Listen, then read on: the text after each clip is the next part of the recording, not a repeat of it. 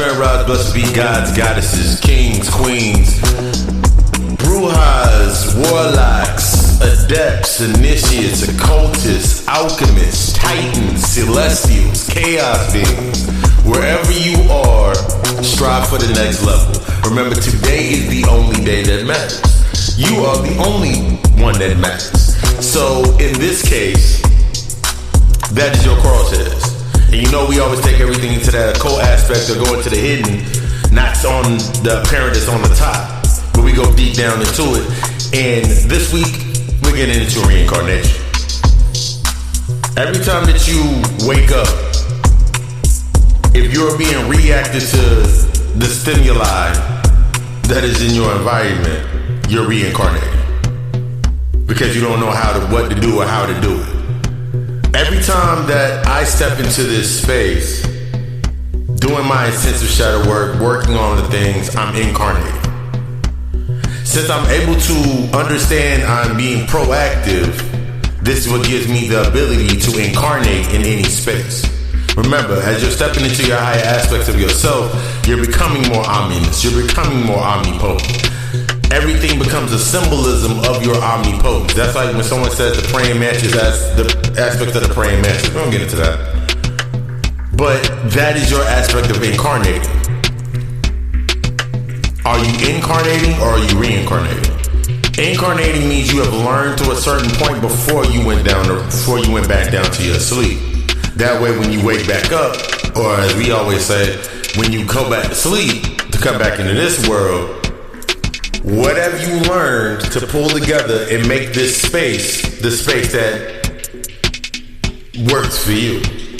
But welcome to the God Hour Podcast. This is Season 2, Episode 32, Reincarnation. God Hour, Papa gonna give you that reading, then we gonna get into this.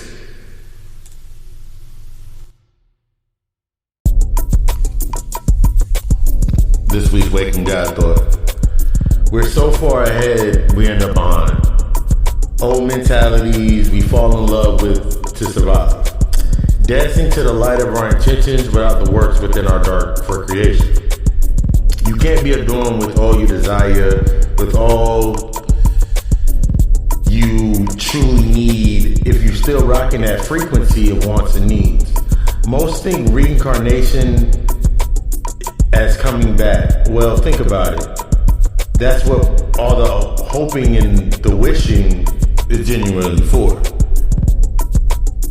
Even to go back to where we were in charge, with heavy quotes, is asinine.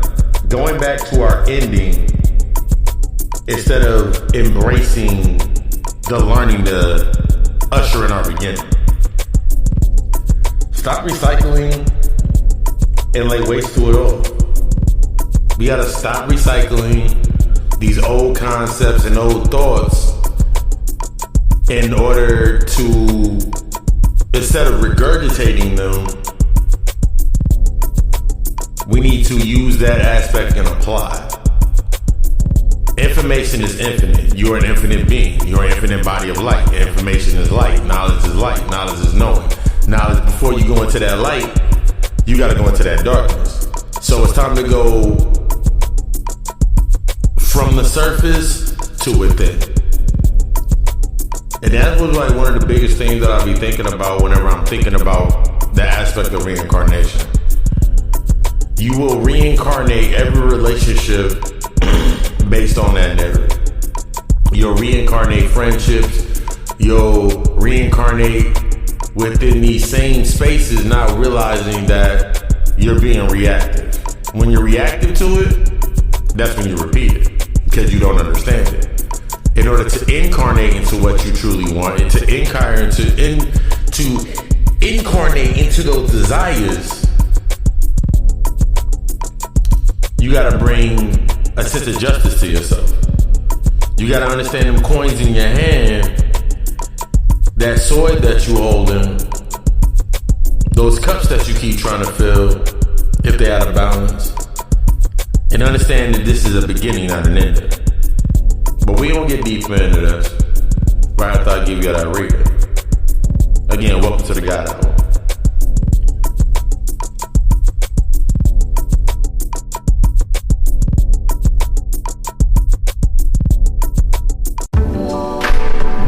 Welcome to your weekly reading.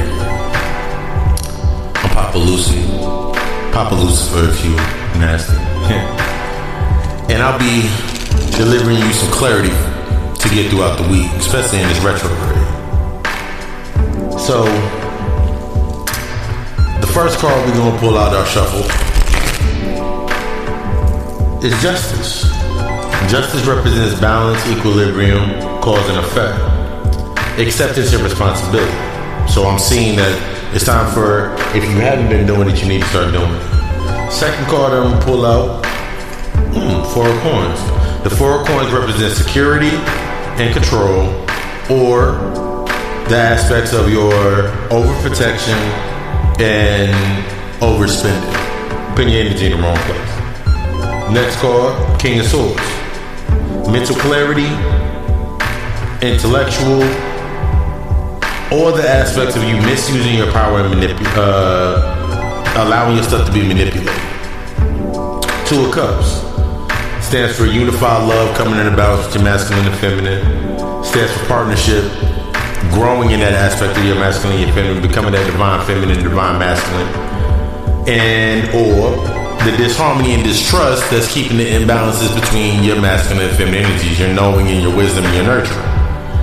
Last card in this week's reading, Knave of Coins. Knave of Coins represents the beginnings of manifestations, the beginning of financial opportunities, or the beginnings of understanding the lacks of progress and learning from the failures.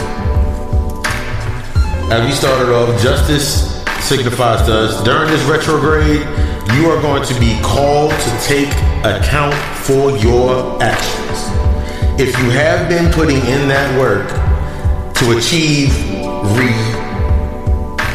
reaching the new levels, then this will be another time of that reflection of those moments and setting the standards to go forward.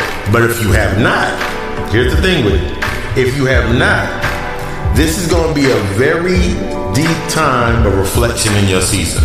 That means if you haven't been putting in the work, you haven't been looking at getting yourself into balance, you haven't been looking at your equilibrium's been off, you haven't been understanding the cause and effect, you haven't been accepting your responsibilities within your space, this is going to be that time of that reflection for you to see that. Take this time to really work on yourself. It's time to start working on yourself. You worrying about everybody else, not understanding that everything outside of you is a reflection of you. So if something outside of you is in conflict, that means something inside of you is in conflict. That means if you got a friend that's always arguing with a baby father, you got a friend that's always arguing with their baby mother, they're not listening to, they don't understand me, they're not listening to me. They don't listen to me. It's because they're talking at each other. They're not speaking at each other, which means you're only talking at yourself. This mainly makes sense when you look into the Four of Coins. This is giving you that clarity of those reflections to your relationships with your energy / your money, because your money is your energy. Are you accumulating what you think is wealth, or are those investments only stifling your ability to stop overprotecting your ego? It's more expensive to keep moving how you're moving, rather than take this time to shed and let that shit go. Allow yourself to reflect. This is pointed up by the King of Swords. You know, every time I pull the King of Swords, I think about cutting shit. You've always been in power. You've always been in control. You've always been in a space where you can do whatever it is that you need to do. You've always been in the driver's seat. It's time for your ass to take that cruise control off and actually put in that work. Grow in your clarity. You are in a position to really become the counterparts within the alignment of your truest self. You are everything that is needed to take yourself forward. Allow yourself to go forward. Allow yourself to hit that reset button. Allow yourself to say no to that person. Allow yourself to say no to that person that's asking for the ride. Allow yourself to say no to that person that's keep asking you for money. Allow yourself this moment in time to be like, you know what? This is me time. I think about it like taking a spa day. Man, most people like take a spa day to get away from things, but it's in reactivity.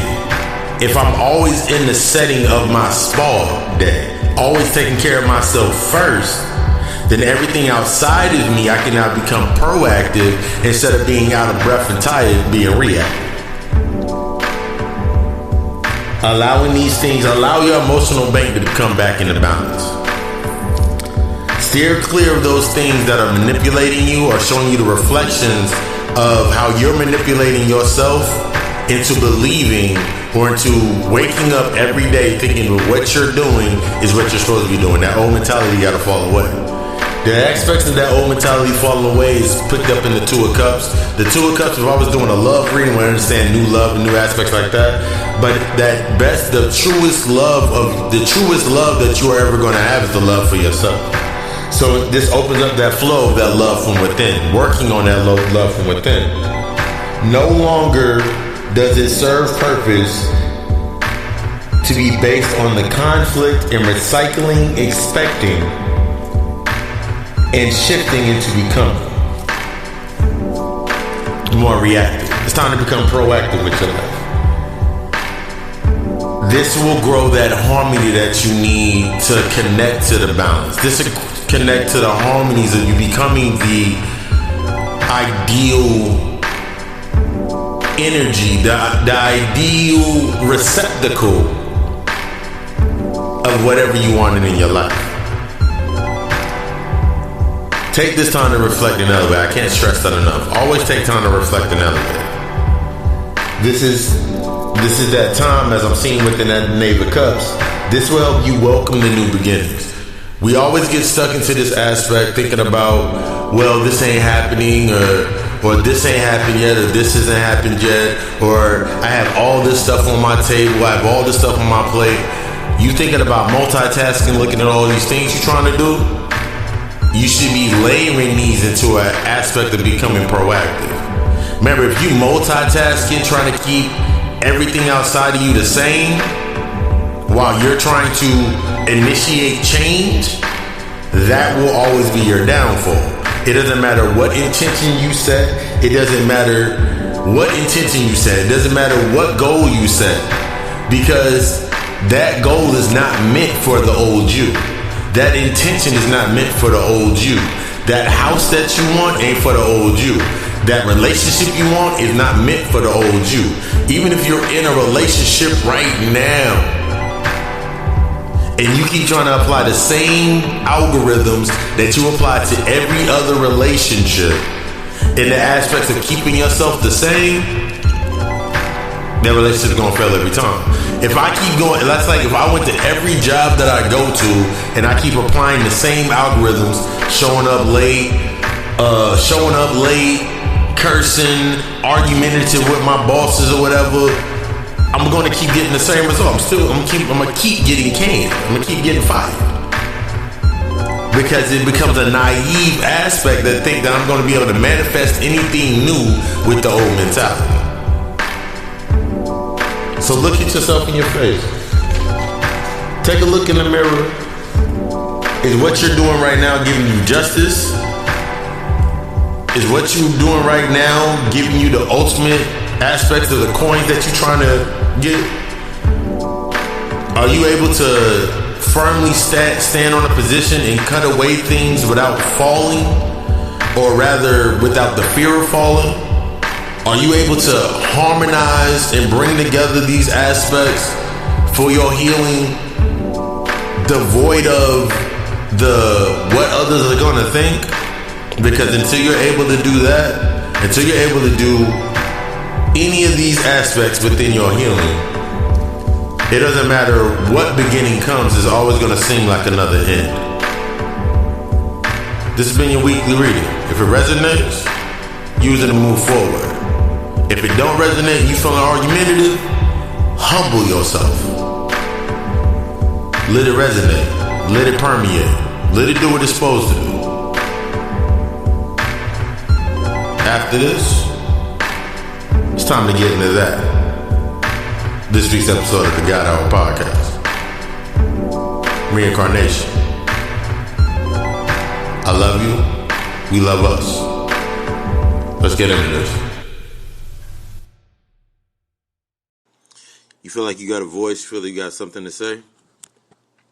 Feel like you have something that can move the masses or get everybody tuned in and you want a bigger audience? Whether it can be anything from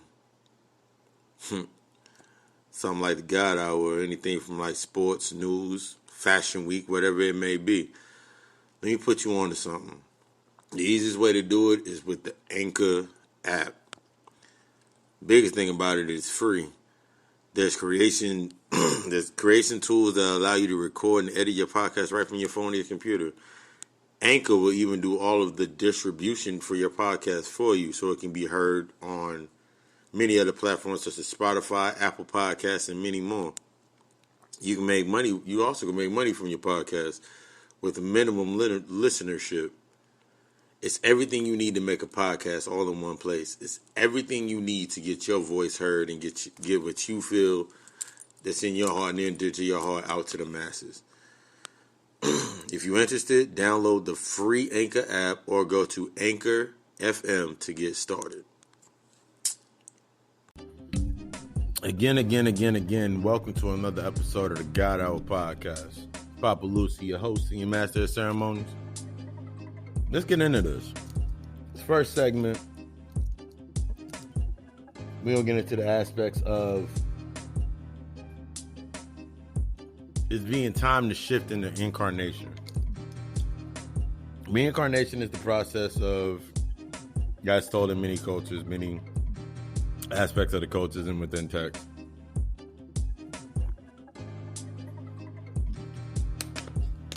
The rebirth. The rebirthing into a new space on repeat. That means you come back. When I think about reincarnation in the whole aspect,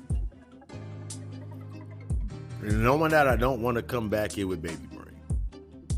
I have multiple other gods and titans and goddesses that we all agree on the same. No, we ain't come back with baby brain. In the aspect, the reincarnation means you come back into a physical body. We'll use it to that. Use it into a physical body. You come back into a physical manifestation and you just start over again. The term baby brain goes into this aspect of, you come down here, the human narrative about getting a human body. You get a human body, you go through the task, and you release. We have to shift our minds from reincarnating, waking up to the same shit, and actually going into the incarnation process.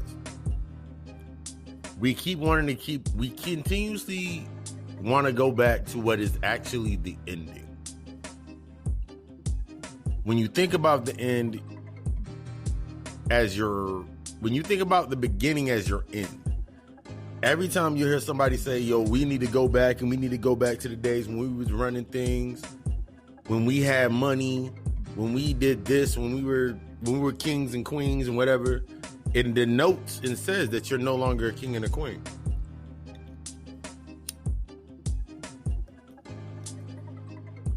So even in this process, you've already given yourself a handicap. You were a king and a queen. That becomes your handicap. But if you're approaching it based on, I'm going back to if I'm saying what is the end, then how can I focus on the beginning? If I continuously want to keep going back to the end, and we do that shit unconscious, you do it unconsciously. That relationship you keep going back to, that job you keep going back to, you keep reincarnating yourself. Yeah, you may have a new hairstyle. Yeah, you may have some new chains. Yeah, you may have some new shit on.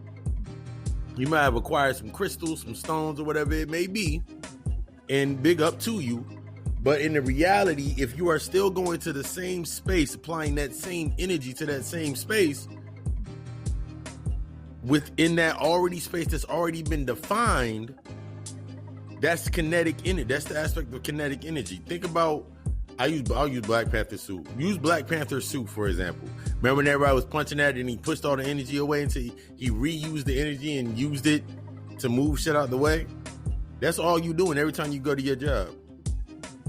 That's all you doing when you sitting in your car and you upset that traffic ain't going fast enough. You taking all the energy in, then you pushing it back out. Now you lashing out at things. And then you go to sleep, or you barely get any sleep, whatever it may be. And then you wake up and you doing the shit all over again.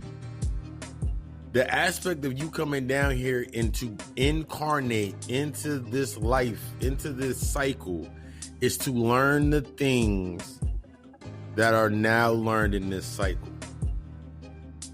The reason that I wake up, or I always say the reason that I come back into the sleepy land or this illusion, is because there's still stuff here for me to learn.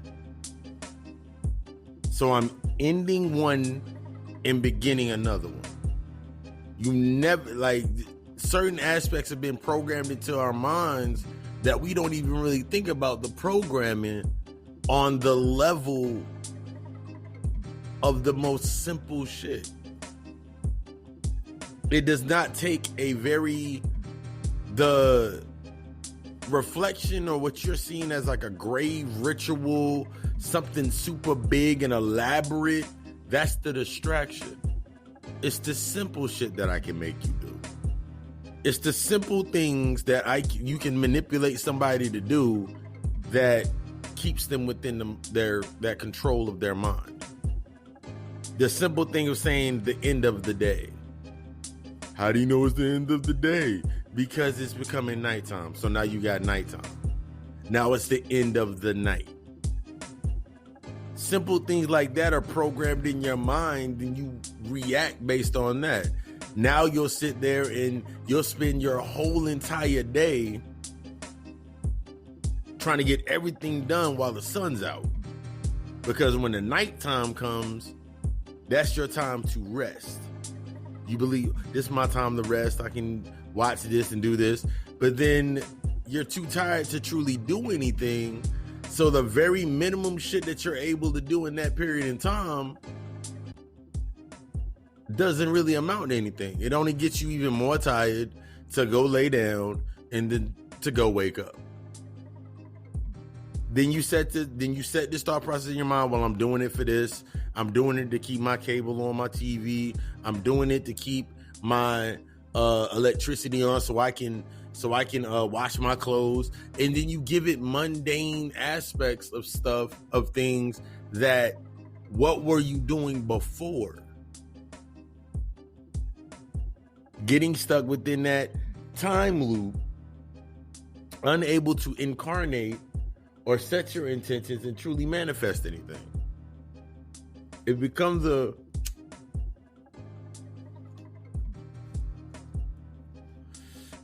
never-ending circle based upon that mind frame, the mindset you've now taken for yourself. You got this mindset, you're like, okay, cool, I've done this for so long. You fell in love with the mindset. You fell in love with the space. And by no means, I just wanted to say this, I'm delightfully serious right now. Like, this is that new energy. This is that ultra instinct energy. I had a big wave hit me yesterday. I was watching a Bobby Hemmett lecture, one of his old, like, they're old, but one of the ones when he gave a tour of all the altars in his house. And I'm looking around as I'm looking at the lecture video on YouTube, I'm looking around my space and I'm seeing the reflection point. I'm starting to see the synchronicities more. I'm starting to see as the more I become humble and the further that I go, the more synchronicity I'm starting to see in what I'm doing.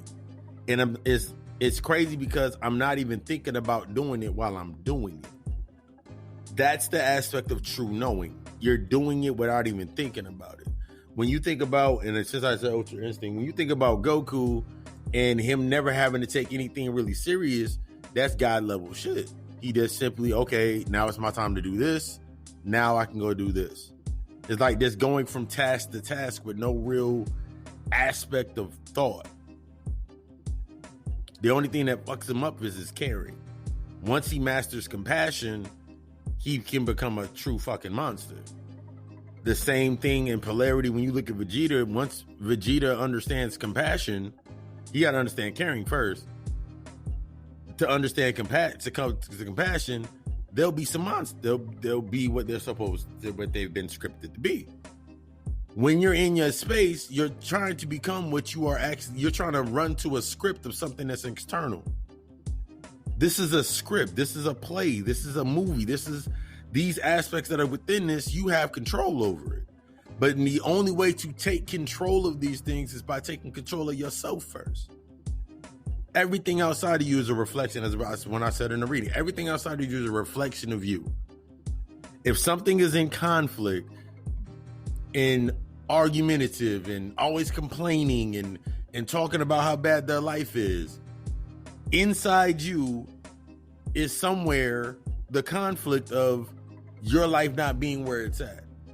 There's your contradiction point. Your life's not where you wanted to be. Their life's not where they wanted to be. Are they putting in the work to do what they need to be doing and cultivating that space? Or are they doing the work hoping that something happens? It's like, take the aspect of somebody saying, I prayed for this. I'm praying for money. I'm praying for a good job. I'm going to pray for you on this and these aspects of prayer. And then they set the tone to it. It doesn't matter what tone, because if I'm setting it to the frequency to where the universe is going to pick up my higher self is going to pick that up and give me the information for it. It doesn't matter what I set my intention to. If my space is not nourishing that, then how can I incarnate to be aligned with that energy? If my mindset is still doing the same shit every week, if I'm not truly communicating, I'm simply talking at a situation. Because there's a big difference between you having a conversation with somebody, communicating with somebody, having that comprehension with somebody, and you simply speaking at them. You can even spill your heart out to somebody. But are you listening to what they say and reply? These are aspects that will help you break that time loop that has you reincarnating in the same shit over and over and over again. You trying to appease to everything outside of you, not understanding that it's a reflection or a point for you to actually learn, or actually to learn or to teach or to apply your mechanics of what you need to say. Instead of feeling bad, I feel bad because they just needed speak the facts that you need to speak. If my little niece comes up to me and asks me for a cookie, and my sister said, don't give her a cookie, I'll be like, okay. I was like, why don't give her a cookie? Because she hasn't ate dinner yet. Make sure she eat dinner first. All right, cool. Make sure she gets something for dinner. When my niece comes to me, that's me asking the question. My niece comes to me and she says, Uncle, can I have a cookie? I'll be like, nah, you gotta eat dinner. We gotta eat dinner first. We gotta eat dinner first? Yeah, we gotta eat dinner first. When we gonna eat dinner? Your mom said she's gonna give you dinner when she gets back. Okay, so we wait till my mom get back? Yes. So what do you want to do until then? We watch Mohana or Umizoomi or whatever. Some show she want to watch. We'll watch the show. I was like, you can't have a cookie, but I can give you a snack. You want an apple? You want something like... I'm reinforcing her not eating something, but eating a cookie before dinner by giving her something inside of that space that's healthy, that will hold her over. I'm teaching the aspect of growth. I'm not going to give her the dumb face. Your mom said no, because your mom said. I'm not going to give her the aspect of, I'm going to give her the full because I have compassion for the rising of my niece, I'm going to give her the most beneficial information that I have available. This goes into those same aspects when you're dealing with your people, you're dealing with friends, you're dealing with associates. If they're not ready to get you, regardless if they're ready for the information or not, speak what you need to speak on. Maybe if you stop doing this and you start doing this, after you've repeated it for so long and you like, they're not listening, that is your tone that, you know what, I can't be around this, because you're not taking in the information. You can't get the context of what you should be doing. You continuously making excuses for what you not ready to do. Because if you don't, this is how you start reincarnating and repeating the same shit that you doing. You start noticing that you start saying the same thing, and you look in your life at where you keep repeating the same narrative, and where has it gotten you? It may have gotten you, and yes, it's true, it may have gotten you to this point. Fine and dandy, that's great. But this new energy, this new wave, this new space, that mentality ain't gonna fly. That hurt people mentality ain't gonna fly. That nobility thing that you think you should doing by making sure your people got a ride to work, and they arguing, and you making sure you there to pat them on the back and tell them that dudes is stupid and whatever it may be, or chicks ain't nothing but hoes. That mentality ain't gonna get you into this space with this new energy. You ain't gonna be able to use this shit to its fullest potential, because you still stuck on being reactive. You now have to wait for them to say something to you for you to react. So you listening to reply. Someone give you a problem, you can roll your eyes, get mad, upset, or whatever, just so you can reply. If not to them, you're gonna reply to whoever else is around you, or even to yourself. Most importantly, you repeat to yourself, I don't know why I put up with this. They don't listen. They don't listen to what I'm saying. I'm giving them good information. I'm giving them good advice. They ain't listening. Why ain't they listening? Because you comfortable giving them the advice. You comfortable giving them what you think that they need to hear at the point in time. Even if it's something that they need to hear, you're comfortable with giving it to them. You have to grow into that discomfort. That time loop that you're getting stuck in is becoming uncomfortable. You're going to start seeing that in the reflection of your space. It's like if I sat here and I wear a size 13 shoe. I know ain't no way in hell I'm going to go put on a size 11, 9, anything under 13. I might be able to slide into a pair of 12 and a half, depending on the width and the style of the shoe. Might be able to slide into a 12 and a half, maybe.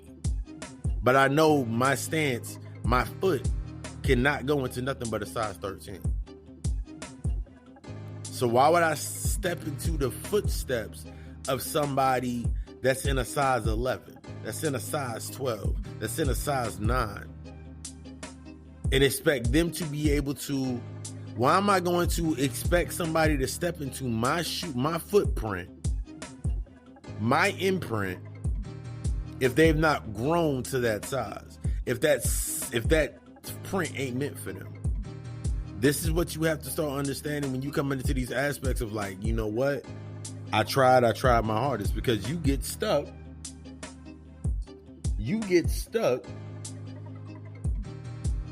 Reincarnating yourself in these relationships, these backwards ass relationships. I remember, even I can look now, like I never stayed at a job past 5 years. I think the longest job that I stayed at was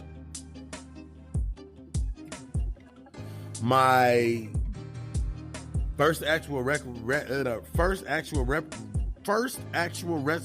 job, which was Applebee's.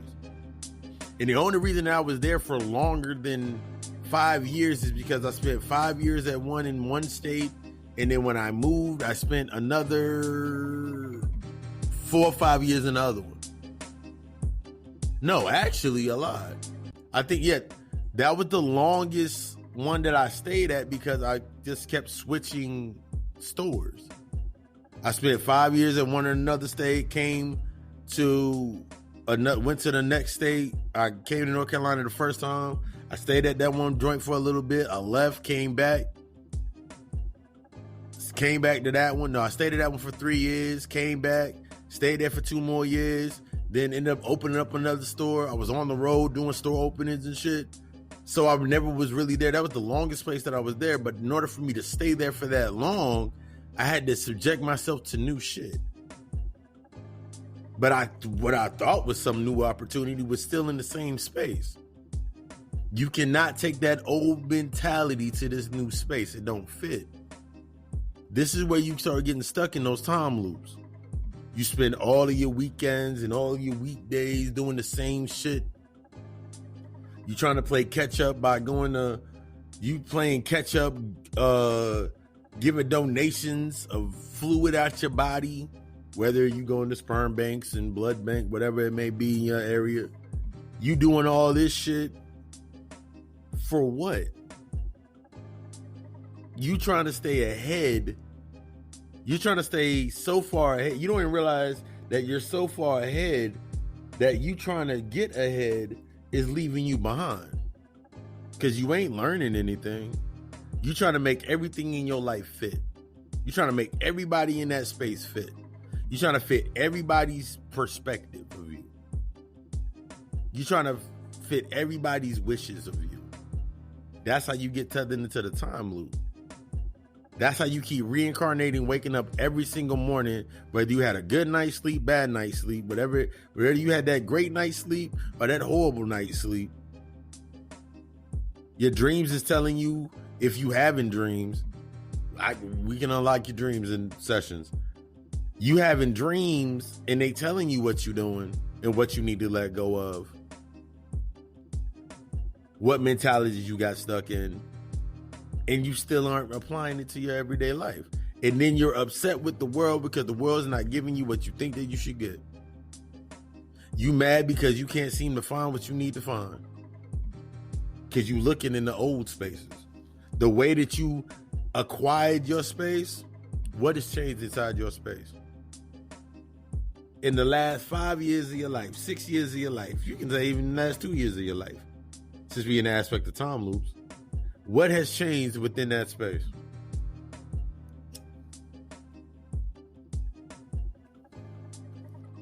All right, with that initiated change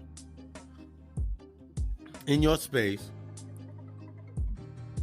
what does that change show in reflection of you? Time for that. It's time to reevaluate yourself. Your whole world can keep changing around you, but if you ain't humble to it, you can't see the power that's within it. You can't invoke the power that's within your new space because you still stuck on old shit. You ain't able to communicate because you become an enabler. You become an enabler. You become an enabler in reflection of the other enablers. Most times in most of our family dynamics, it's based on relation, not family. Family supports and helps you rise. In relation to you, they enable you to stay the way that you are by not giving you the information that you need. It's not that they can't give you the information that you need. It's because they don't have the information that you need. It's because they don't have the information that you need. There's something within them that is missing that disables them to be able to. There's something missing within them that disables them to be able to give you exactly what you need.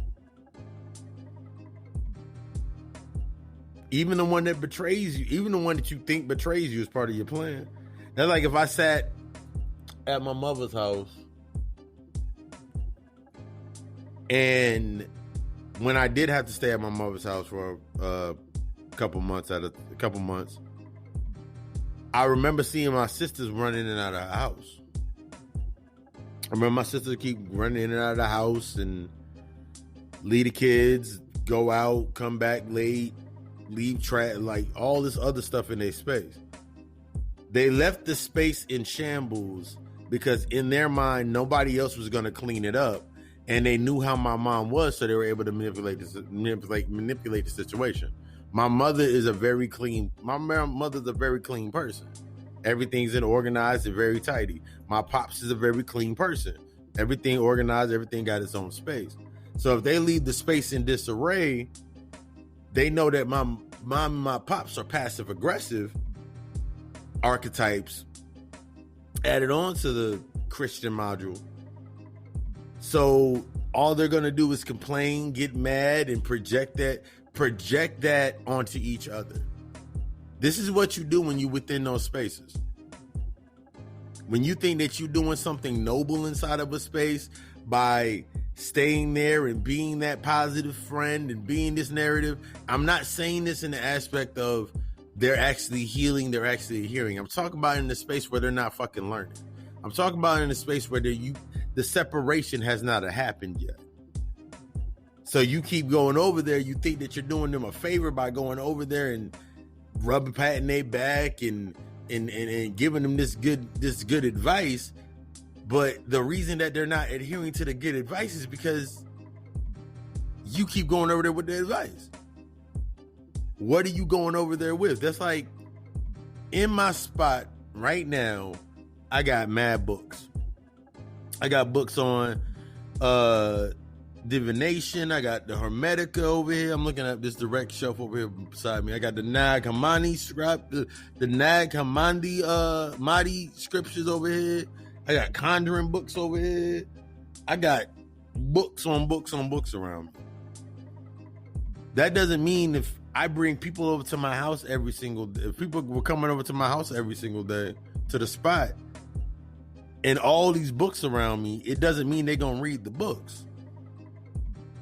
Even if they listen to me give information and say, yo, this book, and this book are good places to start.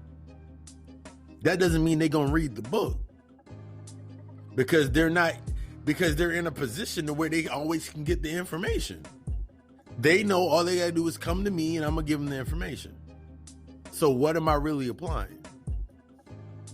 You got to set those tones so they incarnate. Their incarnation has nothing to do with you. Just like their reincarnation has nothing to do with you. In actuality, their reincarnation has everything.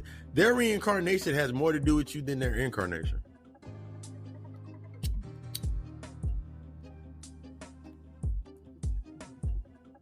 Because if you got people in your crib, we'll use this for example. You got people in your crib. You got roommates or you got a spot and then you letting people split the rent or pay rent to you or whatever. If you provide everything at that price, those who do not strive to do anything more than to benefit off of being broken are only going to pay that price. Because you set the price at a pace that they can pay. They might complain and say they don't have it, but then after a while, that's when you got to set the new tone. If you don't have this, then this is what's going to happen. If this isn't in place, then this ain't going to happen. This ain't about caring. This is about having compassion. I don't care about nobody. I don't care about anybody. But my compassion for entities and individuals is bar none the highest of that I have ever seen in my growth of my life. I have compassion for everybody. Me having that compassion gives me the ability to have the conversations that I need to have with people. Me having that compassion within myself gives me the ability to have the conversations that's needed to be had. When it's needed, and then me being humble within that compassion gives me the ability to, whenever I say it, it's the time to say it. If it ain't time to say it, then it's not going to be said.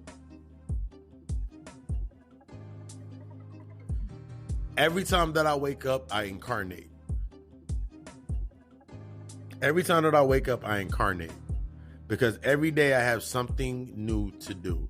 Even if I have a set thing of routines in my space, I'll use meditate and elevate, for example. When I do meditate and elevate, I'm trying to get born back to the rhythm of doing 745. When I get into meditate and elevate mode, I always have a different topic, whether I'm building on a topic from a previous discussion or I'm going deeper into another topic. And then that topic leads to a deeper aspect of the topic. And then that topic leads to a deeper aspect of the topic.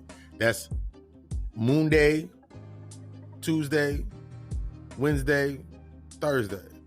By Friday comes, it's time for me to drop the lecture. So I dropped the lecture at 8 a.m., 8 p.m. Eastern Standard Time. God Echo Alchemist, the YouTube channel. I dropped the lecture. I go over those points that I went over throughout the week, and then I drop the new information in the lecture. Saturday comes, working on music, doing stuff like that, getting ready for the podcast. Sunday, going to the aspects I'm working. Either if I'm not working on the music on Saturday, I'm working on finishing the music on Sunday. Finishing up natal charts, analysis, doing whatever service, getting services shipped out and doing all those aspects. And then Monday, it's a new tone. Though my routine may be the same, I always have a new tone set to every single week. That's incarnating. So as I'm going forward, I'm learning the things that repeat themselves. I can now learn from because I'm being proactive. I'm not reacting to the stimuli. I'm creating the chaos that the stimuli feeds from. But we're going to get into our first break before we get deeper into this. Welcome to the God Hour.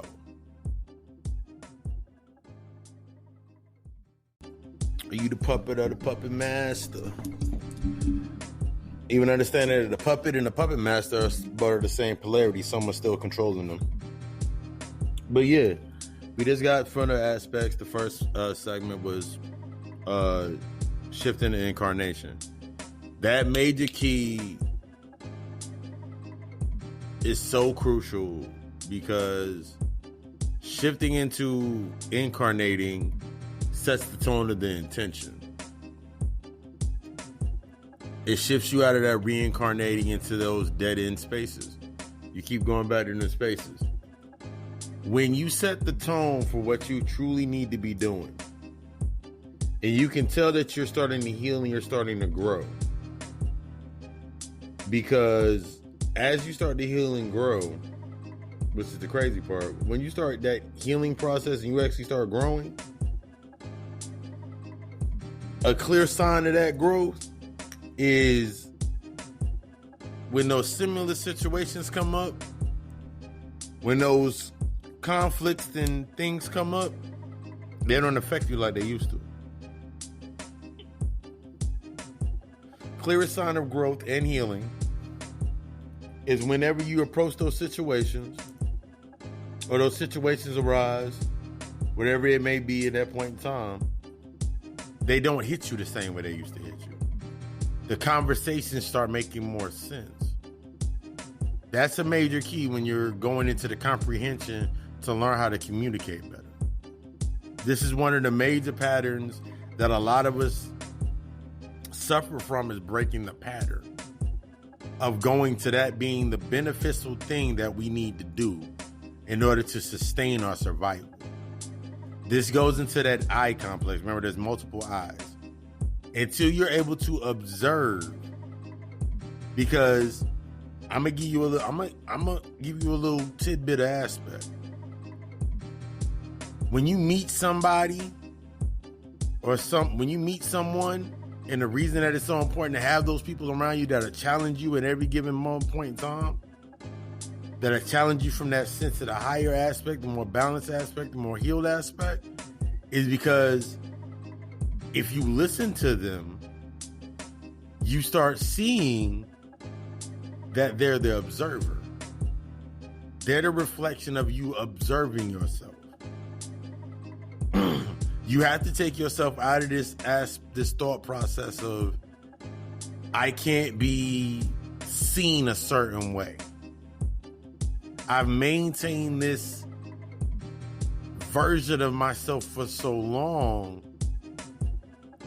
that when somebody gives me information about something deep inside of me that I haven't worked on, I can't give them conflict.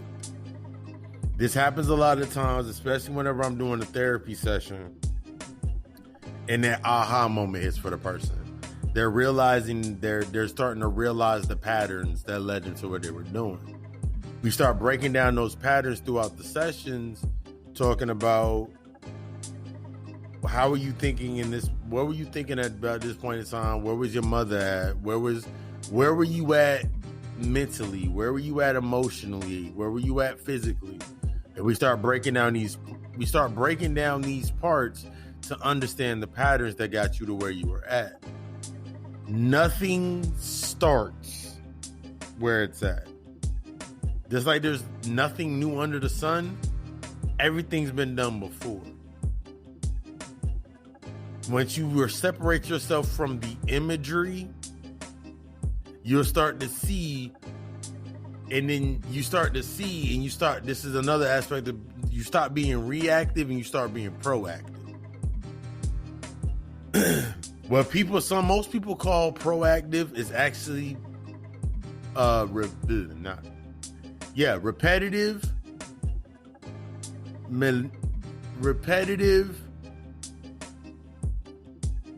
reaction is the repetitive reaction manipulation archetype. What most people think when they're being proactive is only the repetitive reaction manipulation archetype complex. You do this shit uncomfortably all the time. For ladies, for queens, you'll sit there and you'll put your makeup on so no one sees certain aspects of your face. Some ladies, they'll sit there and they'll say some shit before someone else has a chance to say it, just so the person can't say it. Fellas, y'all do the same shit. Y'all put a hat on when you going bald. That way no one ever can see you bald. You do these aspects and thinking that you're being proactive to a situation instead of the aspects of becoming truly proactive to a situation is doing the work that it's taking so you don't have to appease the external state of being. I say what I say and stand by what I say. From the most humblest pattern ever. I come to where I'm stand where I stay at. I do what I say. I speak on what I speak on and move forward. No conflict, no repercussion. If it comes up in the next level, someone asks me a question about it, I can answer the question and then, because I'm being proactive to the situation. I've already done the necessary work, and am doing that necessary work that I need to do to ensure that when I say something, only thing you can ask me is a question. Either you're gonna ask me questions to get more clarity, or you're not gonna agree. I'm not one to debate with you. I'm not one to argue with you. I'm not one to argue or debate with you. I'll sit there and listen to every key point that you have to say and go on about my business. Because if it's not for me, then I'm always going to leave. One of my favorite lines is to say is, you'll need me before I need you. I've said that a few times before. One of my key aspects to me is you're right. Yeah. Kill ego at all costs. I kill ego at every fucking time. Acid tip hollow slugs in the fucking 50 cal. With a silence on it, just to be petty. But that's the aspect of how you got to move when you're breaking these patterns. You can't allow anything to stop you from breaking an unhealthy pattern. What we're thinking is a healthy pattern is actually an unhealthy reaction. You don't want to step across no boundaries. You don't want to put someone in a position where they actually have to think. You don't want to have to put nobody in a position where they actually have to deal with something. This is something that we do from time to time when we stuck within that care complex. Caring will get you knocked the fuck off. Compassion will make you live another day. Caring and get you knocked off. Compassion will make you live forever. Caring makes you a martyr. Compassion, you'll live forever. How do you live forever, you say? based on your works. If I have compassion, I can now base it upon, my compassion is based upon my works. I'll never have a sense of burnout in that space because there's nothing to burn out. When you're caring, you're choosing a side. You're choosing which side to deal with and what to deal with and how much to deal with. Within compassion, you have the clear conscientious humbleness to be like, that's not something I need to be dealing with. That's your issue. We can have a discussion, but you have to listen. You have to be able to communicate with me in a manner that is going to lead to you becoming healthy. I don't like anybody that has the victim. The victim mentality is a weakness of humanity. The victim mentality gives you a false sense of entitlement. The victim mentality gives you a false sense of entitlement. We in the theme of reincarnation, so I keep repeating everything. You can sit there and hold on to that trauma of never being loved when you were little, never being consoled, never being taught certain things for so long, and not work on that aspect or not let go or have forgiveness in it, that you start acting out what you're thinking is being proactive or not to. What you're thinking is being proactive is actually that reactive archetype.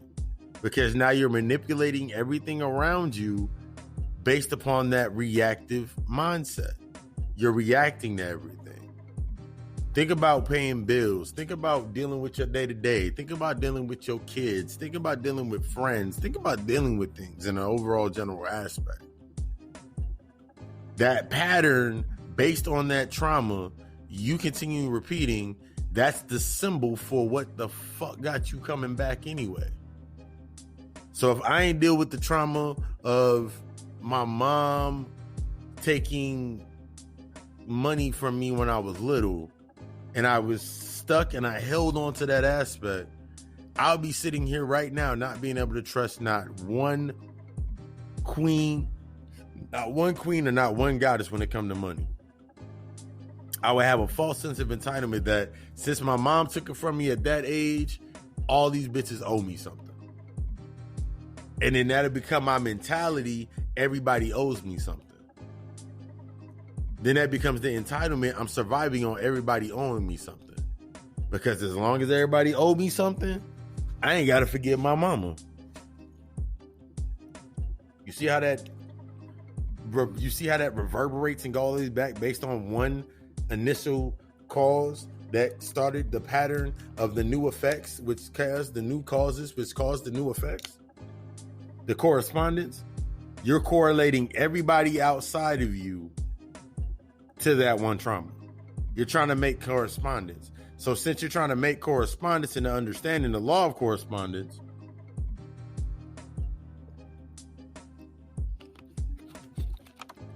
this is why most motherfuckers can't even do magic. Oh shit, I'm gonna drop my damn water. This is why most motherfuckers can't really do a true cannot do a true what is it? Can't reach a true aspect of themselves and actually break a pattern and actually learn anything. It's because they're stuck within the space where their mindset will not allow them to go any further. So that mentality that's based upon survival, that mentality that's based upon the oppression narrative that motherfuckers want to cling to, is based on, it keeps their trauma from having to be dealt with.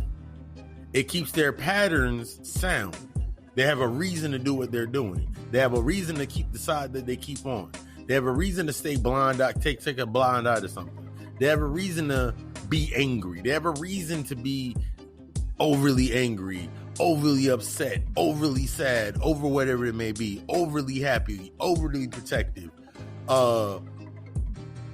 overspending, all of these aspects, because it's still going within their fucking narrative of their original fucking pattern. My dad didn't love me. My mom didn't love me. And I'm not making fun of these issues. I'm just setting the tone for if you go so long to not break the pattern, this is what you will end up being like. You'll be like the motherfuckers that'll be on Love and Hip Hop talking about this is just the way that I am. One of the biggest aspects for you to realize is when you actually first start saying that shit. The other biggest aspect is to understand that when you're saying things, understand the narrative of the tone that you're saying. Once you set the tone of saying you didn't hear something, do not, this is what motherfuckers say, don't apologize for become unapologetic. The aspect behind my interpretation of being unapologetic is until I have all of the information that I have, there's no reason for me to say sorry or apologize for something because I don't have all the information. So the most I'm going to say is like, my bad, I didn't get all the information. Can you repeat it? But at no point in time I'm going to apologize. And then because all that leaves room for me to say, even if I don't say the word but, this is understanding concepts of breaking patterns. Even if I don't say but or and or one of those big narratives that for a lot of females, like especially with queens, y'all will sit there and y'all will say, somebody will ask you, are you okay? And you'll say, I'm fine. And then 15, 20, maybe even 4 days later, a week later, a month later, you will sit there and send an entire text saying, but I find it funny how. That's an unhealthy process. If you feel a certain type of way about something and you feel that you need to communicate that factoid, go over the factors of what you feel you need to communicate first. Because if somebody asks me, am I okay? I'll be like, I will say, yeah, I'm just thinking about some things. That leaves room for them to ask the next question. What are you thinking about? Now I'm in a sense of offensive, observational offense. Now that person's in a state of observational offense. We're now in an observational balance. Now they're in an observational defense ready to receive, and I'm in an observational offense. No, I'm in an observational offense ready to pass, ready to give, and they're in an observational offense ready to receive. You have to change that pattern when you're having those conversations, because if you're not willing to be open enough to receive, you can't be open enough. You can't possibly give anything to anyone.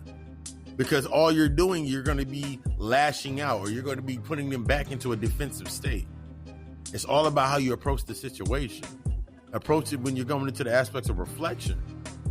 This is why some of y'all motherfuckers out here right now having arguments over and over and over again about the same thing, because you're speaking at each other. Some of y'all are spitting at each other and you're not even saying anything. Nobody gets the point within it, because it's both coming from a point. Both of y'all have dealt with traumas in your situations, so you haven't dealt with them. Yours may be deeply more rooted than them, or they might be balanced, and that's why y'all argue back and forth. Built on that with the patterns of the narrative to stay within that space, to stay safe and not accept the chaos, you stay within that pattern. Therefore, every job you get is going to be garbage. Because you haven't accepted and you have not learned how to promote and raise yourself to a level to where wherever you're going at, it's raising to your standard. Every relationship that you're going to get in is going to be fucking bullshit, because you have not learned to raise yourself to a certain standard and set your boundaries based upon your standard. So you repeat the same patterns. You repeat the same patterns, and then if you want to sit there and I'm gonna set my intention for this. It don't matter what you set your intention for. If the grounds around it are not cultivated to nourish it, only to starve it, you should have never get off the ground. I went into that aspect when I was talking about it in the lecture last Friday. You're not going to get the support from motherfuckers around you that are based upon the conduits of the trauma that you faced. So you may never get. I'm gonna give you that outside clarity. You are in a relationship. You are in a relationship. This is mainly for the ladies. Fellas, we do the same thing. You are in a relationship. You tell your friends every time your man does something bad. You tell him every time he does something bad, you tell them that he does something bad. They have nothing to balance that out about anything positive that he does. So when they see this person, all they see is negative. Now let's balance it out a little bit. You tell your friends, you tell one group of your friends all the negatives, then you have certain members in your friends that know the positives. All right.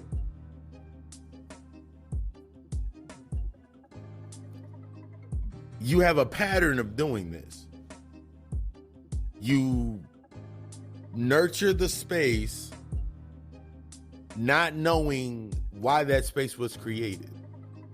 So you have your homegirls, y'all all get together, you got your homeboys, y'all all get together, y'all all conversating.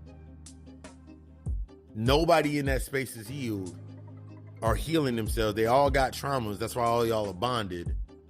Why do you think that you keep going back to, why do you think that keep space is key to your survival? Because no one in that space is healed. No one in that space is healed. So you're always going to have that sense of people around you at every given time going through the same motions, going through the same patterns of distrust and disarray and displeasure and not learning from the experiences, not moving forward, all of these aspects within that narrative. You're always going to have this same aspect within the narrative because you're going based on the same patterns. This is one of the things that happens when we go into this unity complex. We all need to stand together and do this. If I don't want to be around others that haven't healed, no one in my team, no one in the team, my spirit tribe has not reached a certain level of healing.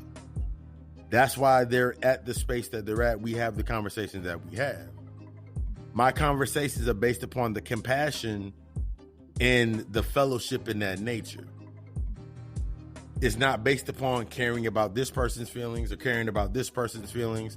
Because if I'm stuck picking a side whether I care or not, what I find myself doing is trying to separate everybody into their own corners and into their own nexus points.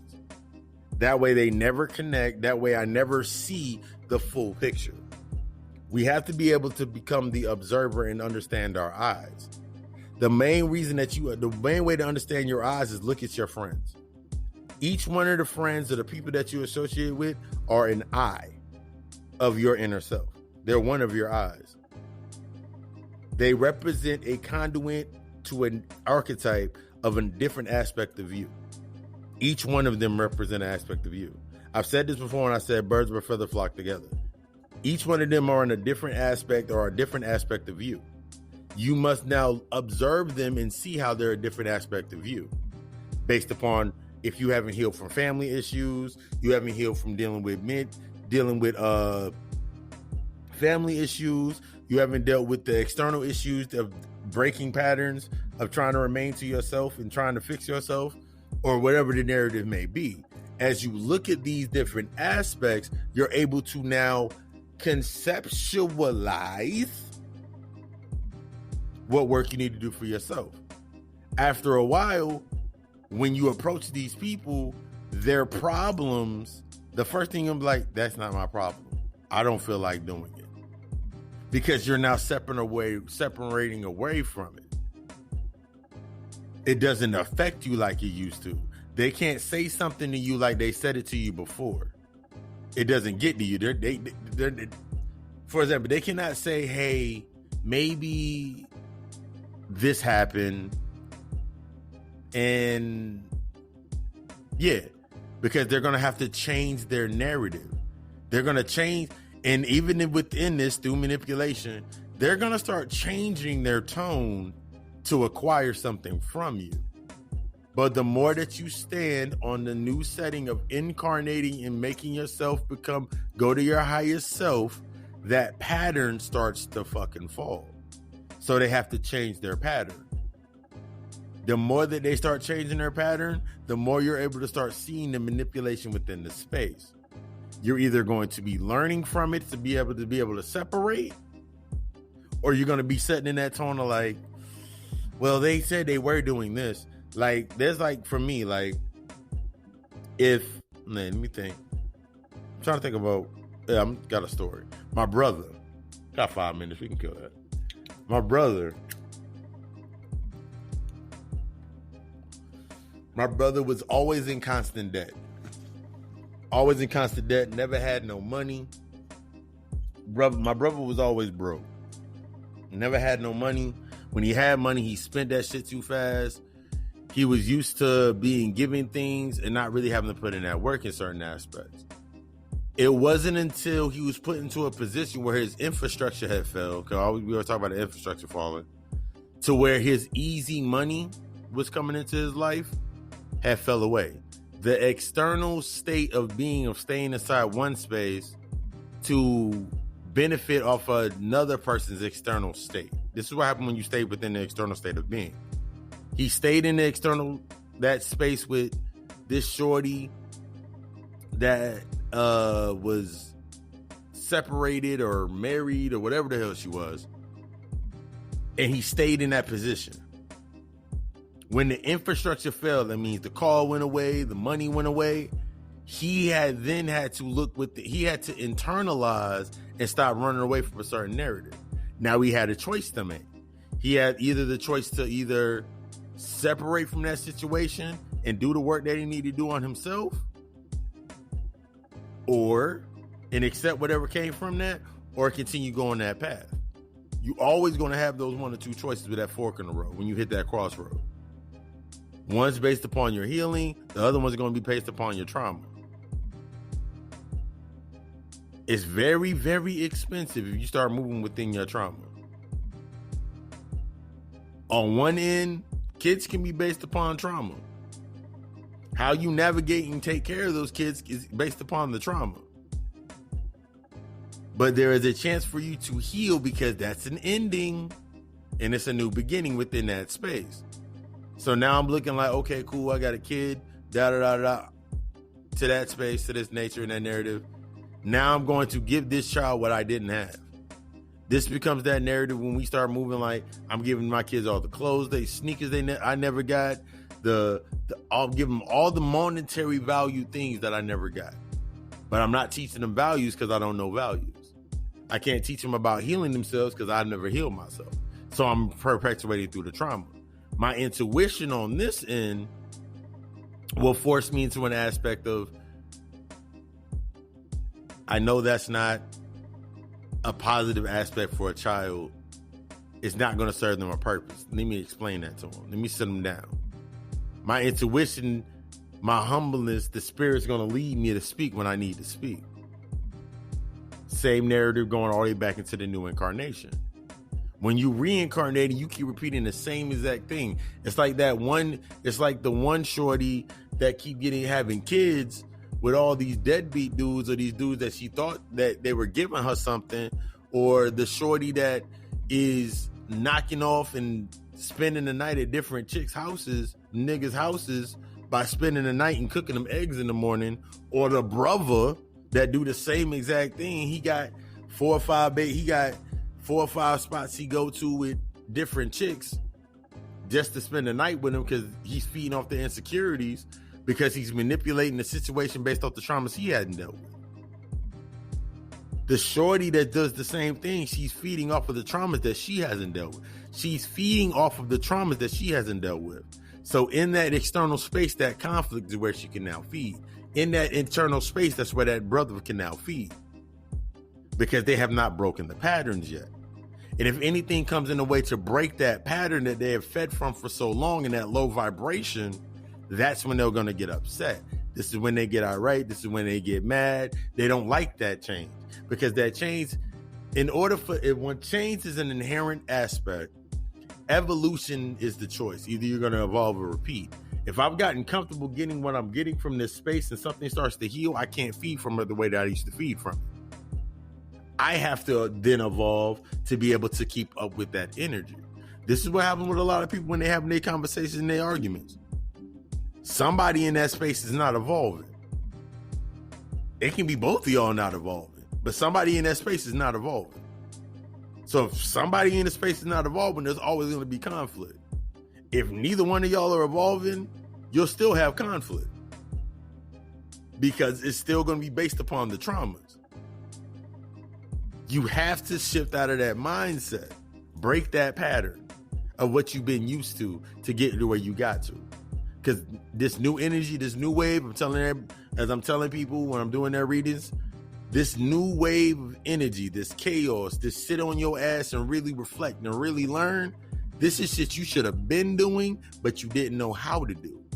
Now that you're in a space where it's been brought to your surface, brought to your attention, now it's your time to do it. I'm telling you, break them patterns. It's time to start reincarnating. It's time to start reincarnating and start incarnating. And the first step to do that is to break them patterns. And then it's going to start that growing apart.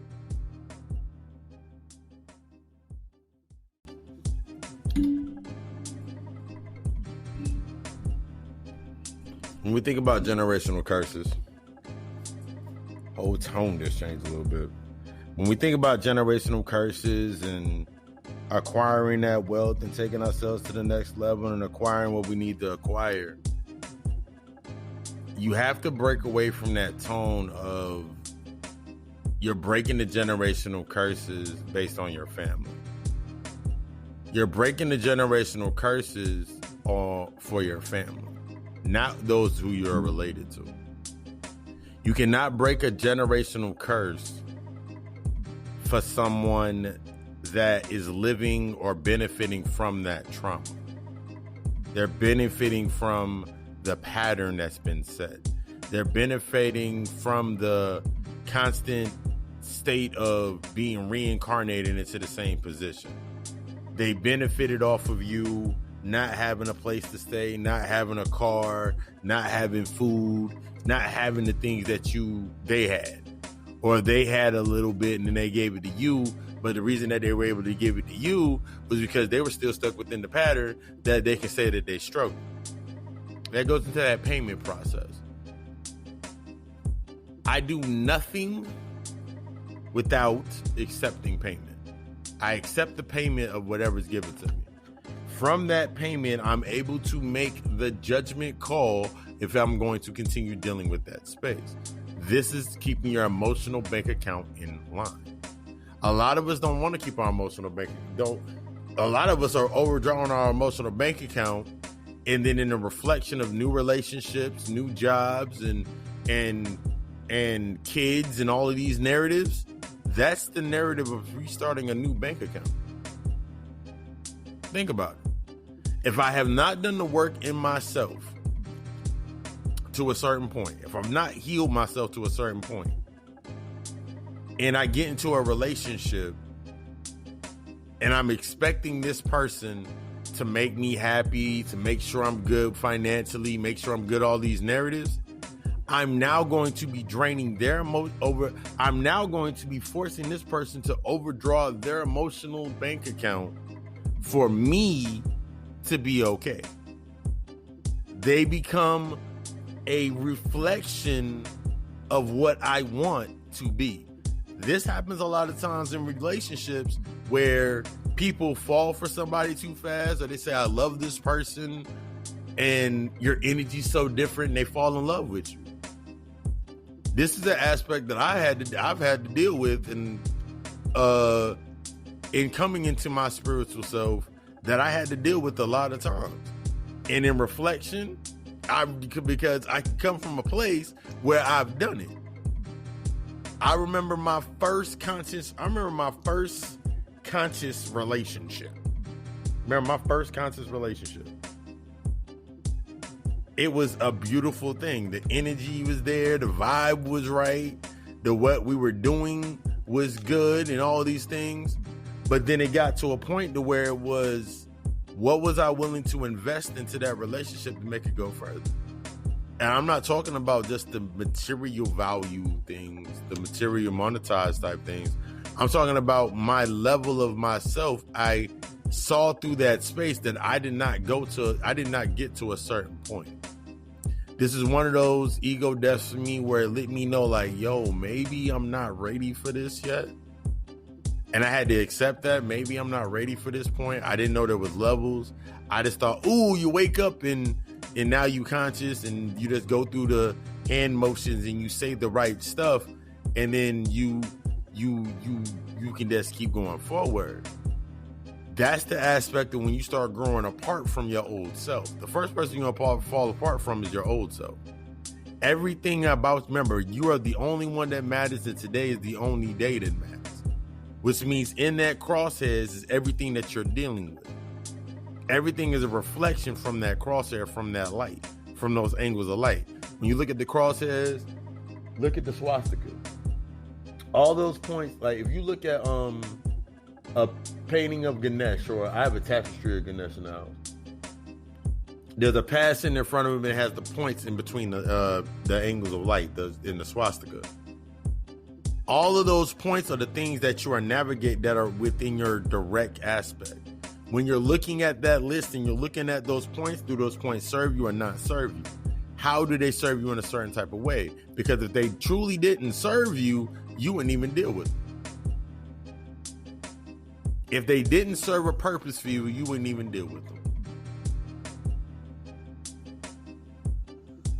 If they served you a purpose, even if they serve you a purpose, the way that you react to them doesn't now serve you. I remember I was watching the Bernie Mac show, and it's that thing when he does the triangle. He said people want three things, but they really only can get two. You can get good, but it's going to be expensive, or you can get fast and it's going to be cheap. You can get cheap, you can get good, you can get fast, but it's going to be expensive, or you can get fast and it's going to be cheap. Those are the points that are within yourself. You can either take the easy way out, which will come into that narrative. You take the easy way out and keep on doing what you're doing and not growing apart and not growing mentally and physically and emotionally and spiritually within yourself. And then you're going to start seeing the things around you not growing mentally, physically, emotionally, and spiritually around you. You're going to start seeing the reflection of yourself in everything that you do. That's like if somebody was sitting here like, yo, it's all about money. And then everybody around them's all about money. But neither one of y'all, none of the people in this space are doing anything to acquire more money. Then of course, everybody, just because they're in different levels of themselves, they're not connecting based on the levels. They're connecting based on that frequency. They're all in the same frequency, not wanting to deal with what they need to deal with, not doing what they need to, not taking the step that they need to take, not having the conversation that they need to have. And I sit here in my Lord Shiva, my Baphomet pose, and I just watch the world spin. I've mastered my stuff at that level long ago. I'm mastering new shit. I'm at the point where I'm just simply recalling shit and like, damn, this shit worked. Someone asked me someone left me a message about the podcast, and they were like, the quality of the music that you use for your podcast, that's like movie score quality. That's TV quality. That's movie quality. Like, how much time do you spend? I said, I'll spend a day working on 4 different bits of music for each episode. If I don't like go back and redo another beat and slow it down or speed it up or whatever. You spend all that time into the work just for the music on a podcast? Why not? The quality, it'll do me no good it's like if I put out information, if I was a rapper and I put out some thought-provoking bars, some hot bars. If I did it over a beat that was subpar, that means eventually I'm gonna start depending on my beats to be subpar, not to carry so my music sounds harder. And in the same instance, I can now, what's gonna happen when I stay in that space for so long, I can put out subpar music because my beats are subpar. All I gotta do is keep getting more and more subpar beats. So I'm not challenged. The rhythm in that space is not challenging me. It's not challenging me to come up with something to match that tone. It's not coming up with something for me to just go in. This is what happens when you start growing. This is what happens when you when that growing apart starts to happen. That rhythm that you once were on, that kept you moving, that kept you grooving, that kept you sustaining and surviving, no longer is going to serve you. It's too weak. The bass line ain't hitting. The treble's wrong. The reverb's gone. The reverb's not right. They ain't do the pan right. They ain't mastered the beat before they gave it to you. You're coming into another level of mastery. That's what I mean by if I was watching a lecture today. I was actually watching a lecture, finishing up a lecture today. Take this thought process in your mind. You can't take that new energy because it's not going to serve a purpose there. I couldn't take what I know now into my last job. I couldn't take what I know now into certain spaces. I couldn't take what I know now and how I apply and how I move in that overall aspect of myself. I couldn't go to my sister's house without expecting feedback, without accepting some type of feedback that's going to distort what I said. This is when you start understanding you got to set that tone to actually start growing apart. You got to separate yourself from that narrative that as long as I stay around this, I always can seem to be better. Because what you're doing naturally to yourself is you're not challenging yourself. If everybody around you doing bullshit ass shit over and over and over again in their lives, and you're the only one doing something that's of beneficial, of merit to grow, then you're going to become lazy when it comes time for something really to challenge you. How you going to do your shadow work when you're around motherfuckers that are still stuck sustaining the light? How can you go into the dark if you're around motherfuckers that are sustaining a burnout light? How can you go into the light when you're around motherfuckers that are still in the dark? Two sides of the same coin. They in the dark about what they need to deal with, but you in the light about yours. They're in the light about what they're getting from what they're not dealing with, and you in the dark about understanding about yours. That's the polarity. That's when you get stuck in that polarity. That correspondence. They fit a certain aspect for you to actually stay within. They're within a space. They're within reality, or within a space where it corresponds to their life. What they're doing corresponds to them. You're trying to find a reason to stay within that space. You stay there long enough, you're gonna find it. Trust me. Don't deal with something that you need to deal with. And watch you go around individuals that haven't dealt with theirs. And guess what's gonna happen to you? You're gonna be over there in that same space, thinking the same shit they thinking. You're gonna be feeding the thought form of doubt. Some motherfuckers don't even know they ain't died yet. They dead.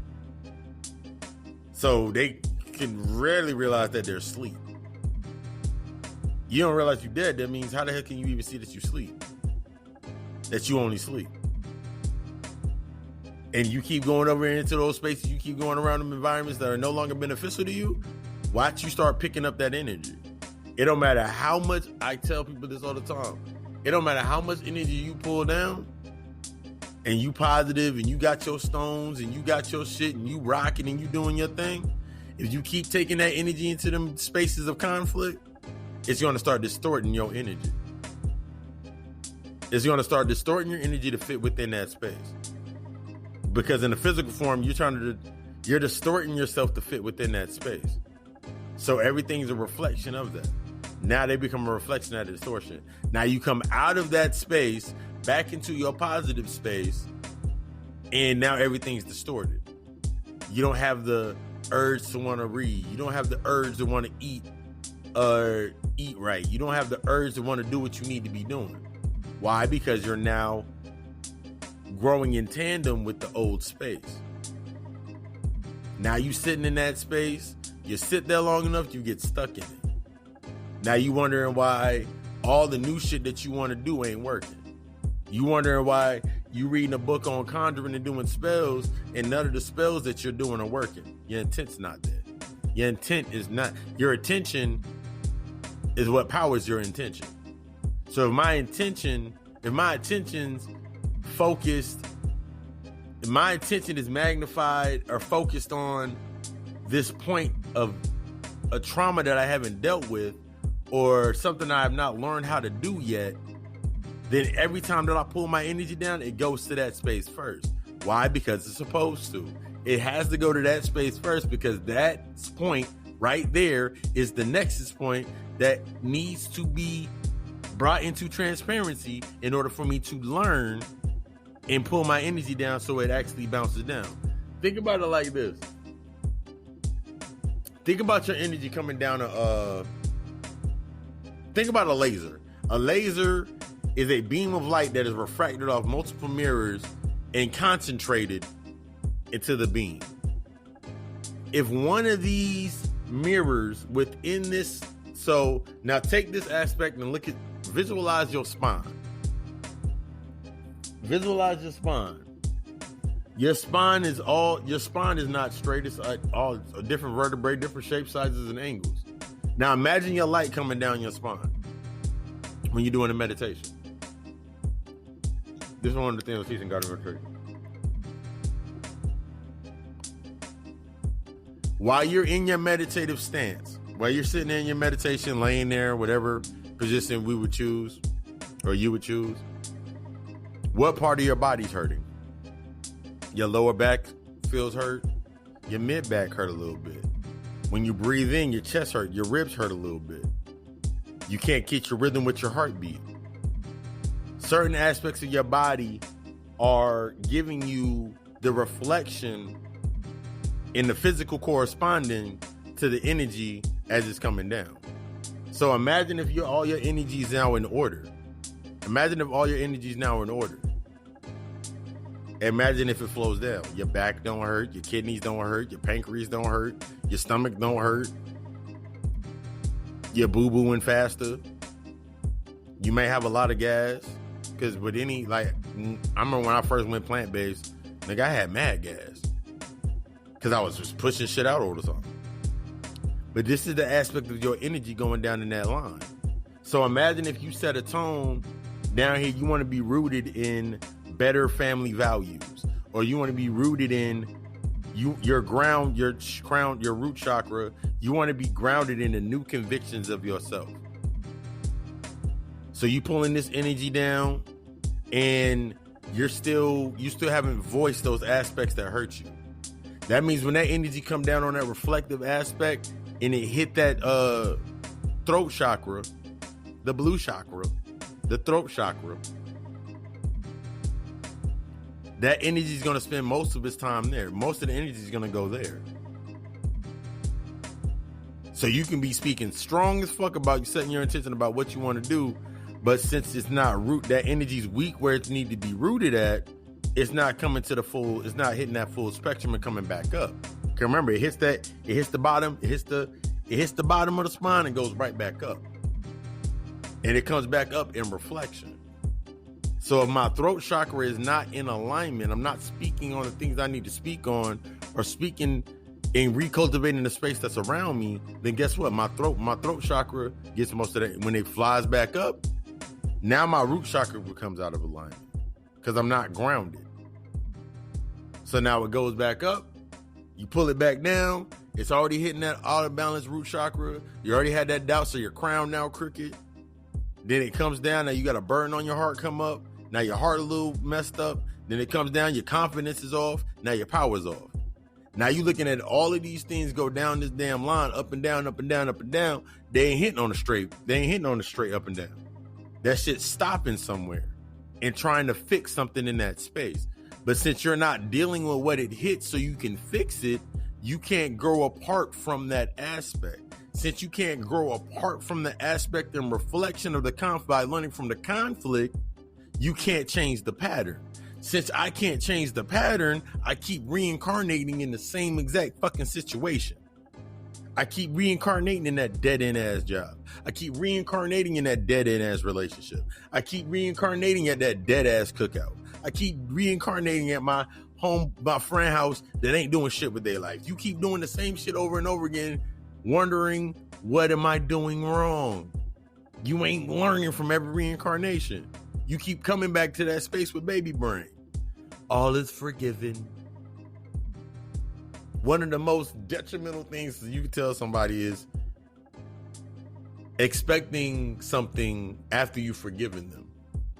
Because the first stage of forgiveness, is forgiveness, but it is not for acceptance. It's not for expectance, it's for acceptance.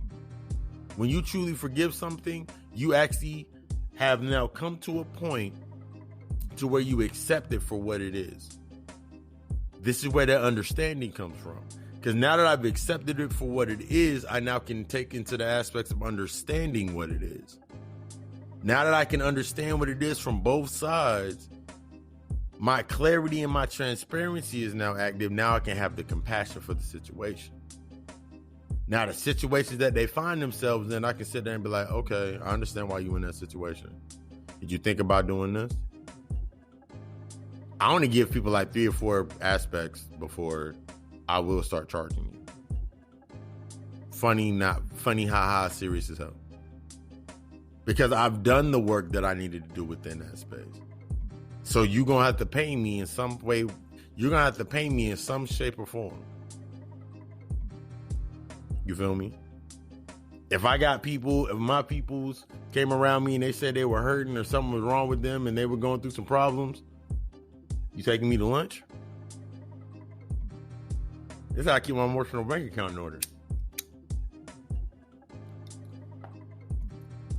So I know whatever gets withdrawn, I'm able to replenish. We going to lunch? All right, cool. Then I'll listen to you. I'll listen to it. My dessert for you is going to be this information, this key. Do what you want with that key. You've already paid me for my service. That's what you come into when you start growing apart. You start seeing the way that it's based upon they haven't grown from something. You've always been that person that you've always been their go-to. You've always been their go-to. You've always been their sense of go-to. So the way that you're repaying them or they're repaying you in that aspect or keeping that account open, the way that they keep that account open is in the spiritual context or in the mental context. They keep that aspect that they need to work on hidden. They use what you give them to keep that aspect hidden. Remember what I said about being the enabler earlier? I didn't kick the microphone around, messing with the cords. Because now they're still stuck within that space. So since they're in that space, they need you to keep coming to that space. How do they keep you coming to that space? By not acting on the trauma. They living in the trauma. They living in the trauma. They're living in the conduits of that state of being. And since you haven't initiated the aspect of healing for yourself to that depth, and even if you did start taking the aspects of healing to yourself, you haven't started making that separation that you need to make. Because you don't relate to it anymore. Don't allow your kind heart to be manipulated based on caring. I have compassion for every one of my family members, but that does not give them the right to anything that doesn't give them unconditional fuck up. That doesn't. No, my unconditional compassion and love for my people, my family, does not give them the right to have conditional or keep doing the same bullshit over and over and over again. Think I'm gonna come back to them. I'm gonna deal with them. I'm gonna help them out. Man, that's your brother. You know you gotta help him out. You know he keep fucking up. The best way I can help him stop fucking up. The best way for me to stop him from fucking up all the time is to make my separation. Give him a fee. Make him pay a price. Oh, you want to sit down and talk? Yeah, find a ride over here. Oh, you want to have a conversation about whatever issues it is? You got to find a ride over here. Set that boundary. Only to the one that is not beneficial to, where they get upset when you set your boundaries. You got to set your tone and set your boundaries. As you grow apart, it's time to set. As you grow apart from something and you heal and you understand, you've forgiven it, you have the compassion for it, you set your boundaries based on your compassion, based on your standards. You hold your boundaries based upon your compassion. Stop letting this dead shit back into your life. Stop allowing these things back into your space that are fucking with your energy. You go, they come over, your energy fucked up for the next couple weeks. You wondering why shit ain't going right. You wondering why you ain't feeling the way you usually feel when you in your space. You wondering why you feel tired. You feeling out of rest. You feeling anxiety. All of these are aspects of you not dealing with it how you need to deal with it. You not healing from how you need to heal with it. I know people right now that are run their ass off. But the only reason they running their ass off because they keep acquiring more shit. Everything that they're acquiring is a physical manifestation.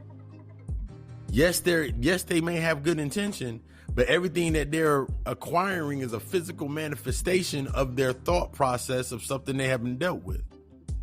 Because when they use that device, they go right back to that. They use it as an escape from that aspect. You see how that matriculates and comes down together?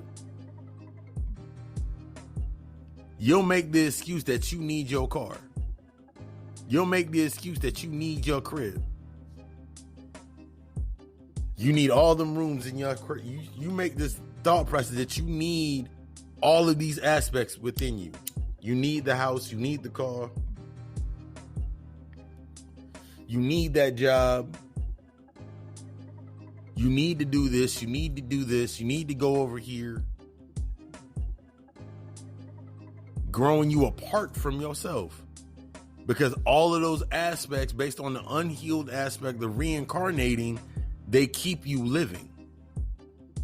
Now you have a point that every time you wake up and you reincarnate, every time you wake up, you reincarnating. You have the same, you can make the phone call to all 50. You can make the phone calls to all these people because that's a part of your routine. That's a part of your pattern. But then I give all my clients this same exercise in the beginning. Don't call nobody. Wake your ass up in the morning,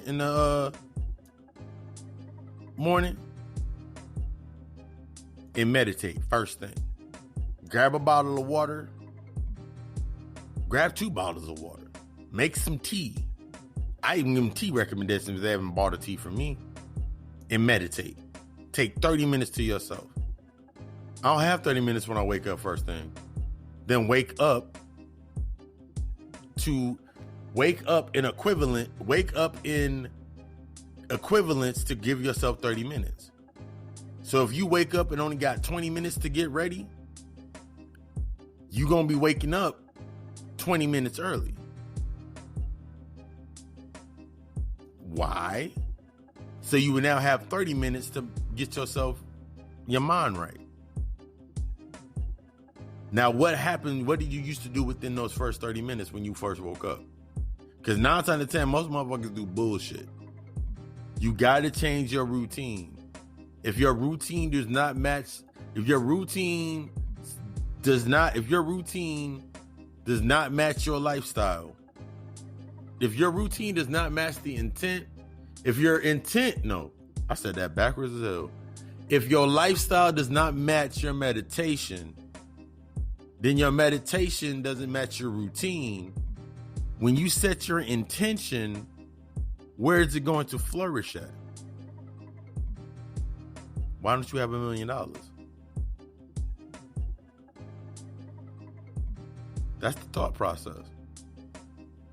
You're going to start growing apart. But before we get into that plug talk, we do the closeout. I'm going to turn it over to the sponsors.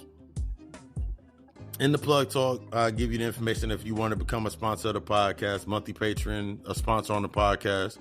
We actually sit down, break down what you want to do. We can go, you can have your own music or whatever and set your stuff up, or I can do the music. We can set it up, cue it up, and depending on what we break down is when you get plugged into the what sponsor segment. But yeah, been another episode of the God Hour. I'll see y'all after this. We're going to get into that plug talk, then the closeout.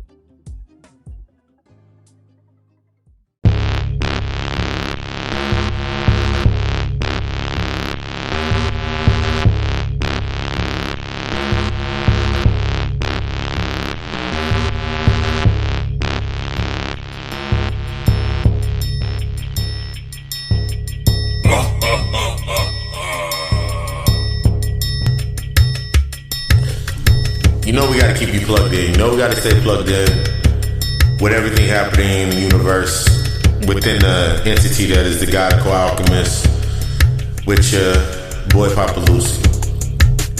Natal chart analysis, readings, life coaching, therapy, counseling services, trauma, all those aspects, shadow work, getting deeper, getting you over that threshold. That's my job. That's my privilege. That's one of my many purposes once I come down here. GodicalAlchemistLLC.com. Hit me up if you are in need of a service or it resonates with you. If the message resonates with you, even if this is you've been rocking since the beginning, you've been listening to me on the lectures or whatever it may be, and it's resonating with you, go ahead and make that jump. Make that jump into that deeper aspects of yourself, or pass it along to somebody else. Or maybe that you want to do episode, you want to be in an episode, you want to be involved in the God Hour podcast, whether you have a service or a product of yourself and you want to sponsor the podcast or be on the podcast and sponsor the podcast. There's no limit to what you can do. All we're doing is growing over here. Hit me up at setcallonegis@gmail.com. Business aspects, ad space, product, getting plugged into the plug talk, plugged into the episode, more of that, setcallonegis@gmail.com. Or perhaps you just have a question about a service, you have a question in regards to a service that you just did, you have a question about a book, or whatever it may be, hit me up in the personal box at papalucy666@gmail.com. Or you can always bang the line, 910-777-7708. Godical Alchemist, the YouTube channel. Last week we got into the family relative to ego. This week we're going to go a little bit deeper into those aspects. We're going to get deeper into the aspects of reincarnation, a little bit deeper into setting your wealth, setting that tone. Stay tuned for that information coming up. Follow me on Facebook at RodCallOnegis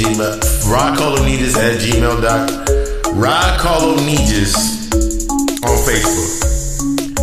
Papa Lucy Papa Lucy 666 on Instagram, and Papa Lucy 666 on my Twitter. Follow me for more information going on there in regards to that content. The Patreon is coming soon, doing the works and streaming everything over to that. I just want you to be the fucking best. Because I am humble to myself to become the best. So in reflection, everything around me, what resonates with me is you wanting to become the best. You cannot stay in that old mind frame and think you about to invest in this new energy. But stay tuned for the closeout as we finish up another episode of the God Hour Podcast. You like when I slow that down? I love you. We love us.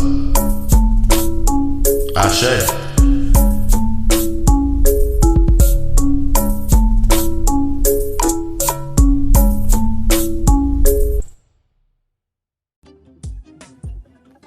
You know, it's never an ending. It's always the beginning.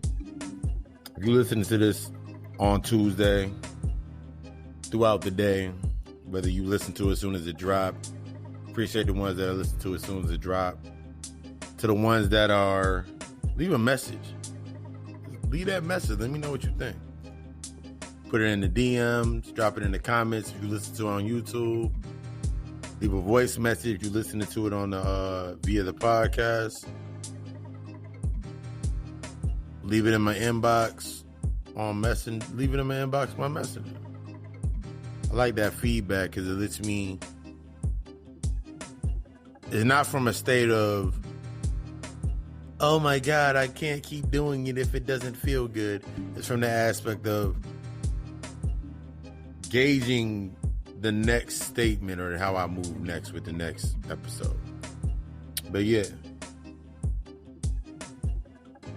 we now have some clarity and understanding on, we should be setting that tone on incarnation, because that's what's going to help us set into our intention. If our mindset's stuck on the narrative of reincarnation or repeating things over and over again, that mentality becomes inherent that feeds our intention. Therefore, we'll never be able to graduate to that next space that we want and be able to benefit from the physical manifestations that come based on that growth. I couldn't be where I'm at now if I stayed in certain positions. Certain positions just don't fit me anymore. Certain spaces just don't fit me anymore. I was having a conversation with one of my another guy, and they were asking me about my job and do I still work at my job? This is another person. People have always are asking me this question. And I remember having a conversation to myself about like, yo, I couldn't give people this type of information if I wasn't doing it. So when they asked me about my job, I was like, yo, like it just became a certain point in time where the narrative itself, the spirits in the alignment to get me to where I'm at now came into play. So it made me start thinking about all the bad things that happened to me in my life and everything that happened to me in my life at those times and moments. And then I really started thinking like, yo, if none of that shit popped off, I would not be where I'm at right now. If none of the things that happened to me, I would not be sitting in this spot right now. I would not be sitting here recording and laying down this information on the music that I've made. Understanding my rhythm. I remember someone told me a long time ago. It was one of my good homegirls from a long time ago. She was like, King, you just gotta find your rhythm and find your beat and ride on it. Understand every aspect of the beat. And I'm sitting here now, literally like in a physical aspect, like I was always. This story time. We don't tell the story. I got time. I remember sitting there in my middle school years. No, my high school years. 9th, 10th grade. I remember like I'd be sitting there writing. Whether it be a poem, then the poems turn into song lyrics, and then the song lyrics turn into rap hooks and beats and shit. And I remember like doing beats in my mind, like producing tracks in my mind. And in my mind, I was like doing every aspect that I didn't know that there's an engineer. They engineer the beat like that. Ad libs, and I didn't know there were ad libs at that point in time. I thought it was like something that the rapper learned how to do. I learned how to do these things in my own head. I learned how to make the beat match to my melody, match to the tone of what I was saying, ad libs, all of these aspects. I was doing it in my head. After doing Akashic breaks, the Pallades aspects and the entertainment that aspect, and many different cycles around my life cycles. So then I'm sitting here now with the music I got playing in the background, and for like basically all of season 2 and season 3, all that music's produced by me. No aspects of no music theory, none of that. Just me. Because I know what to listen for. That's the key aspect when you come into your aspect, when you start incarnating into your new self. You know what to listen for. When you humble yourself, your heart knows where to point, and your soul knows where to listen for. Your mind knows how to create exactly what it is for that. I remember looking at that whole aspect and thinking about my whole mind in that space. And I was like, yo, I'm in this space right now. This is that key for you. It's time to do justice for yourself. It's time to take a look at the cards that are in front of you, and read them for yourself. It's time to study all of it. Not in the aspect of find a following. Create that shit. The ones that need that and resonate with, they're gonna be there. And that was one of my biggest aspects in not reincarnating in another job. That was my aspect in not reincarnating in another dead-end relationship. That was my aspect in setting that tone, breaking those patterns, gave me the clarity that I needed. Is going to give you that clarity that you need to create everything that you desire. And when you start creating what you desire, it's similar to like, you never know what it is until you earn it because you worked for it. It hit different. The principle's different. It's different for me when I do the stuff that I do because I earned it. I unlock these aspects of myself through learning through the reflections of the things that were the beings that were around me. I did the work that was needed. That allows me to have humility and have gratitude for the ones that come to me for a service. That gives me the humility to listen to the ones that are in a space that I've never been in before. That gives me the humbleness to be able to listen. That gives me the ability to study all and follow none. That gives me that true gratitude as I rise and go forward. It's all about your healing. You got one or two decisions. Either evolve or repeat.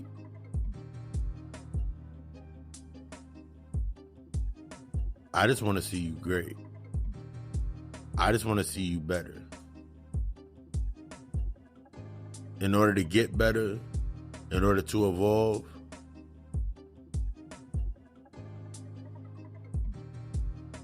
you got to grow apart. You got to break those patterns.